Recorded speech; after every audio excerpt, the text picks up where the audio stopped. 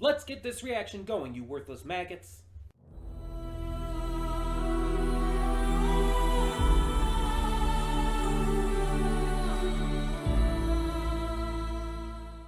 Hey everyone, welcome to Princess of Gay. I'm your host Connie, and today we are here with my blind reaction to Full Metal Jacket.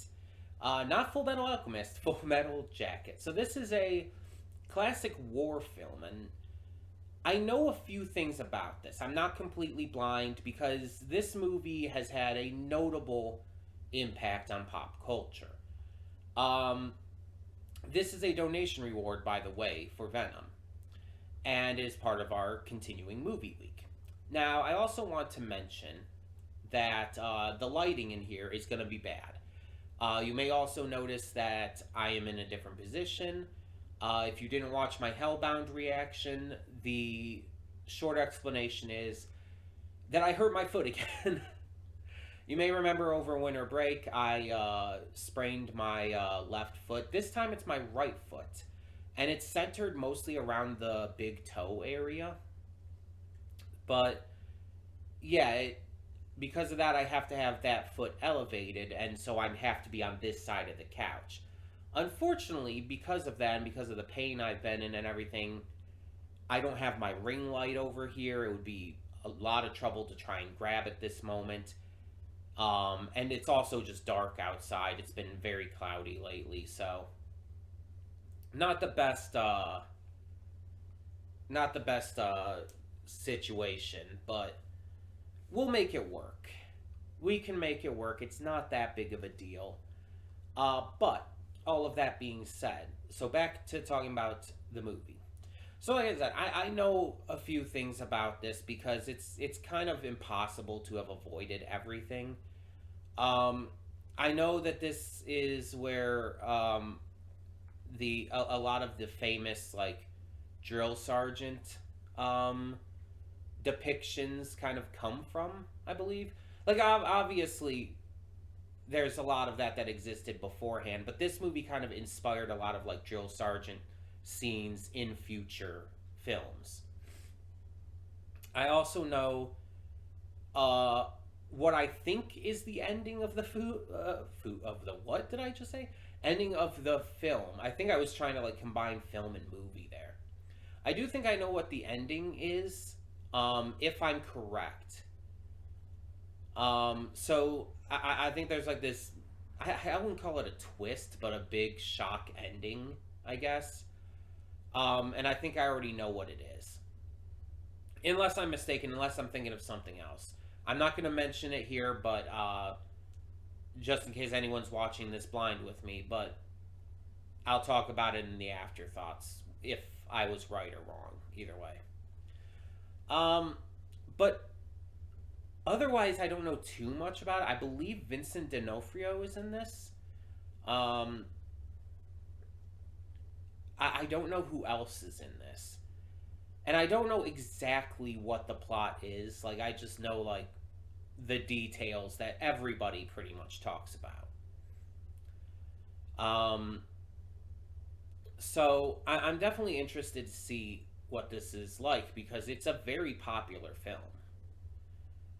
It's inspired a lot.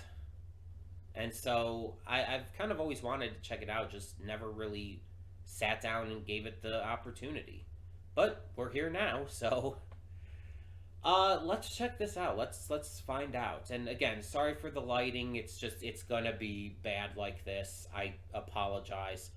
Hopefully my foot will be doing better tomorrow and we won't have this problem again. um Either way, let's get this going. Hope for the best. When the screen fades to black, pause this redirect and go to the description below. Follow the link to the reaction, and after you watch it, come back here to the redirect and resume play. Because after it fades to black and then fades back in, everything from that point forward will be my afterthoughts and will contain spoilers to the movie. So, that being said, thank you so much for tuning in, and I will see you at the reaction. And we are back, and we'll begin with spoilers in 3, 2, 1, now. So sorry for the lighting and everything. I'm using my phone's flashlight because as I stated before, during the reaction, I had to stop it and everything because my father came home earlier than I expected him to, and I had to continue after he left to go bowling. So, yeah, it's dark out now, like actually dark out. So I need this just to be able to be seen. Like, look what it looks like without that. You can barely see me properly. So I'm just holding it a little bit away so it kind of highlights all my face. Okay, so let's talk about this movie. This movie had two distinct parts to it. The first and the second half are very distinct from each other, but they follow more or less the same plot line, I guess you could say. And I use that term loosely because the plot in this movie is very minimal.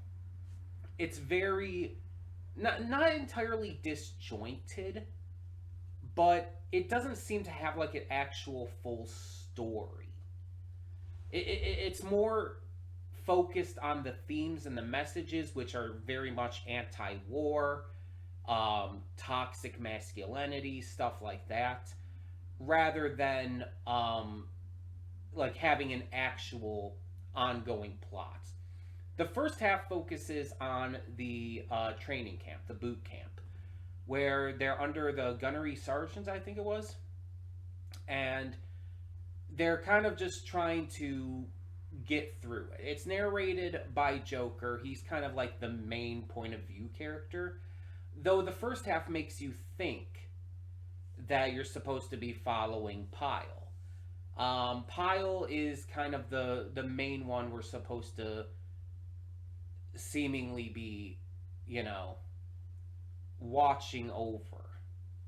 He almost seems like the main character. He's taking the brunt of the abuse, all of this hatred from not only the gunnery sergeant, but from his fellow soldiers in training. And everything seems to be centered around him. Which is why the fact that that part of the movie ended halfway through surprised me. Because everything I knew about this movie was from that first half. Because it's the only thing people talk about. They talk about the fact that Pyle, you know, shot the gunnery sergeant. That's a big moment in this movie. The entire drill sergeant's lines and everything are pretty famous, pretty well repeated. It's like that is what this movie tends to highlight with the people who watch it. Instead, that's only the first half, and the second half follows the likes of Joker as he's actually in war at Vietnam, the actual, you know, progression of what they were at the training camp for. And if I'm being completely honest here, I didn't like the second half almost at all. Like, yes, it definitely showcases the horrors of war and just how fucked up the Vietnam War especially was. But I've seen this kind of thing done better. If you want a good movie that showcases how messed up the Vietnam War was, go watch Robin Williams' movie Good Morning Vietnam. That's a much better movie that talks about this same subject in a much more clear way, I guess you could say. The biggest problem I have with the second half is it feels like it's just a series of vignettes. And you could say that about the first half too, but the first half at least felt more planned. Like, it felt like it was more put together. The second half is just like, okay, we're going to go into the war stuff now. Let's just show a bunch of random stuff happening around these same characters at different points in time, just to showcase how terrible this war is, but without anything connecting any of it. And that's my issue. Again, the first half, it does kind of the same thing. It goes through all these different points in their training, and it doesn't fully connect all of it outside of just the fact that they're in the training. But it feels more connected, and I don't know how to explain why, but it feels like it was just better stitched together than the second half. And honestly, there's also the aspect of I didn't really give a shit about Joker. If I'm being completely honest. Like I was watching in that first half because I was invested more in Pyle. His story was interesting and I was invested to see like how long it would take him to snap because it was very obviously going in that direction from very early on. And it's kind of unclear if it was the intention, but it almost kind of seems like Pyle may have had some kind of mental illness that he might have like not been completely together. And I say that as someone with mental illnesses. I'm not trying to be rude or trying to be um, mean spirited or anything. I'm saying that just genuinely as someone who, has issues with that kind of stuff. Maybe not in the same ways, in the same degrees. Like, I really hope I would never be motivated to, commit murder because of that kind of thing. But um, I understand what it's like to not really understand why people are mad at you and to, not be able to take it anymore. I have luckily handled that in a much better way. Um, but still, I understand that feeling, and he very much came across as like again not like stupid or anything mean like that, but slower, just someone who was like not able again to understand. And the thing is, I don't know how things were around the time of the Vietnam War with drafting and with people like going into the military. Aren't there rules against people with mental illnesses and everything being in the military? Because I could swear there are, but maybe those came in after that time period. I don't know. I swear that like people who have like mental or physical ailments can't serve because it puts people at risk. I believe that's the case. Um, but maybe it wasn't back then. Maybe it just wasn't. I don't know. Um, the acting is all phenomenal. I will not like deny that. No matter which half of it you look at, everyone's acting is phenomenal. I really like the dialogue as well. The dialogue feels pretty natural for the most part. Again, I don't know how like drill sergeants actually are. I just know them based on how media tends to portray them all the time. And so I don't know how accurate that was to real life in terms of the performance there, but it was believable at the very least. I didn't like look at that and just like say, oh no, this isn't realistic at all. No, I believed it, and I believed his performance. Um, I really enjoyed the intensity of certain scenes, and obviously Vincent D'Onofrio did amazing with that specific intensity. And he's always been a great actor. Like he's definitely up there in terms of ability. So I'm not really surprised by that. But like that scene, like even before the gunnery sergeant comes into the bathroom, just the intensity of the expression on Pyle's face is scary. And again, Vincent D'Onofrio's amazing at that, so not really a surprise, just something to note. The music, there was a lot of good music in this. Some of it was seemingly played at really random times.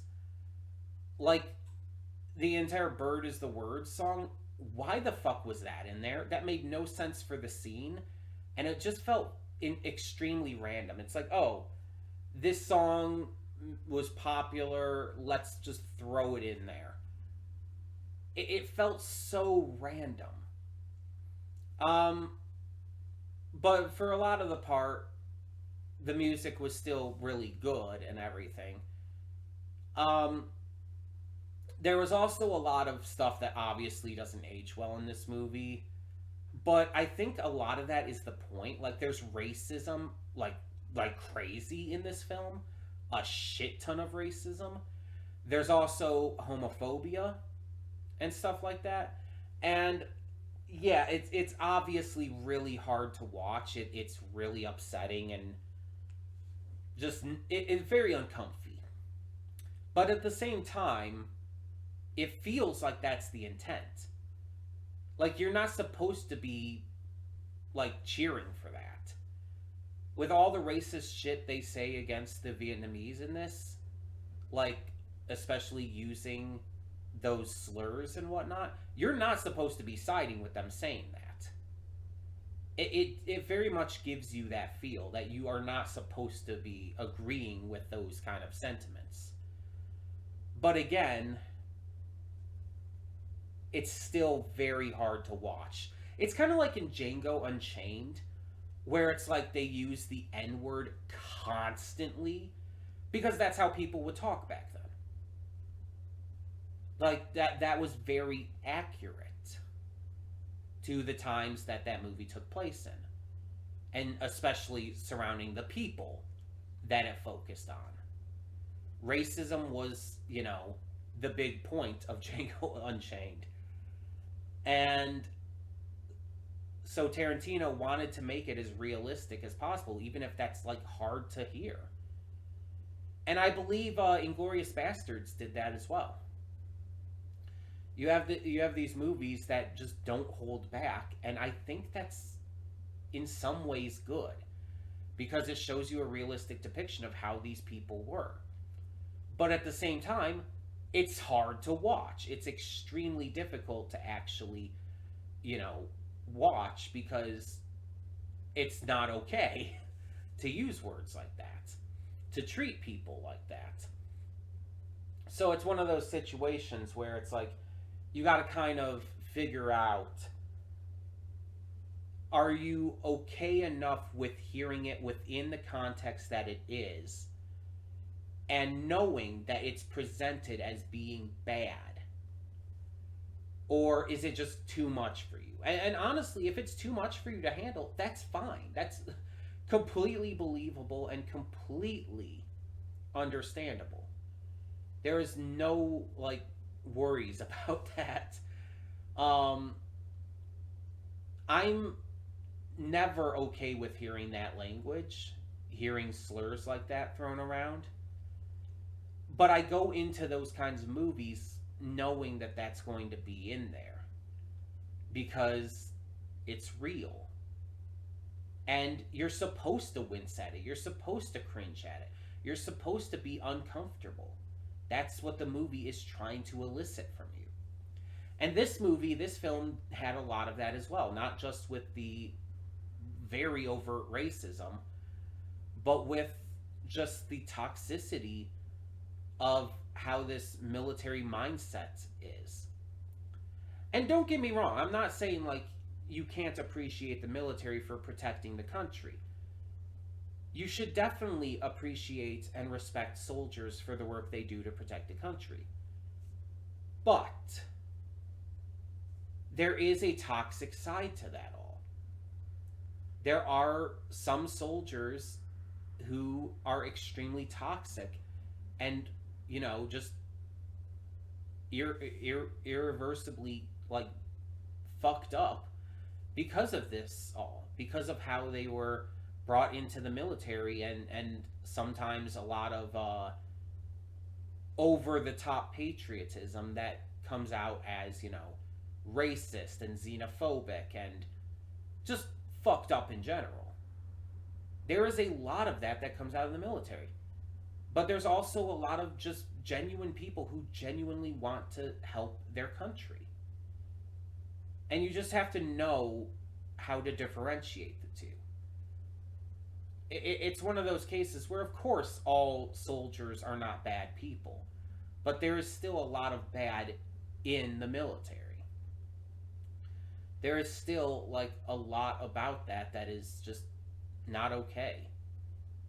Sending soldiers knowingly to their deaths and everything, getting involved in wars, and even, progressing wars in other countries that you should have no involvement in.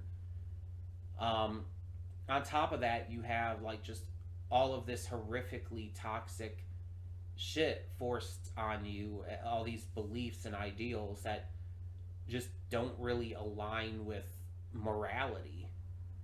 And you have to just kind of decide and come to terms with how much you can handle and what is the breaking point for that. Unfortunately, some people aren't able to push that off and do end up becoming, corrupted by it.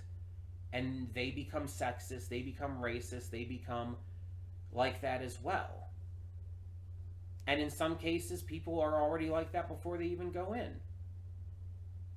So it's just, I have multiple friends who are veterans, and they're great. They're super accepting and very inclusive. So I know for a fact that it's not always the case. But while I have known people who have come out of the military and are just genuinely good people, I've also seen plenty who aren't. And this movie very much highlights the second half of that, the side of things that just are very toxic. And you even see you kind of see that in the second half of this film through Joker's eyes. Joker was a very nice guy during the first half, helping out Pyle, and that's why Pyle didn't kill him. Because Pyle recognized that, Joker was a good person who, yes, took part in that midnight beating, but it was very clear that he didn't want to. And I think Pyle knew that. Again, that's why he didn't kill them there. He only killed the gunnery sergeant. Then himself as well, but he never turned that gun, not even once, on Joker. And so when you see in the second half Joker becoming, corrupted by everything in Vietnam, by all of this horrific shit, he's there like as a journalist, and yet he has to get involved in all of this other stuff too.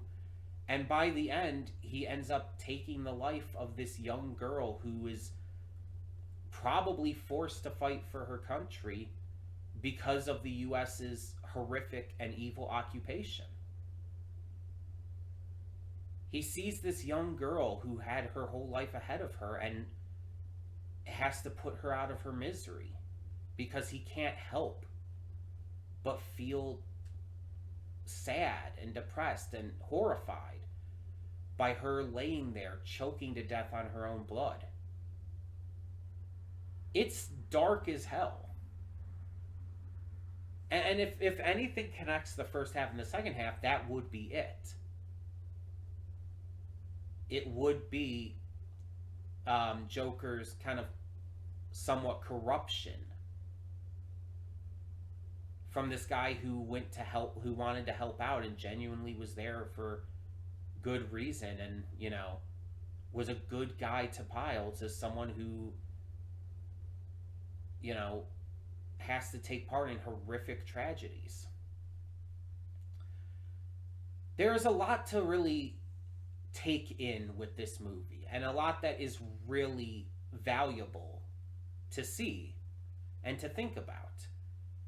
But from an entertainment perspective, it's not all there. The first half is better than the second half in that regard. But again, I still say that the messages and themes are far outweighing the actual proper story and entertainment value of this film. And if that's what they were going for, then that's what they were going for. And that's fine. But for me, as a viewer, I go into a movie wanting to see an actual story told. You know what I mean? I want to see there to be I want to see an actual plot unfold.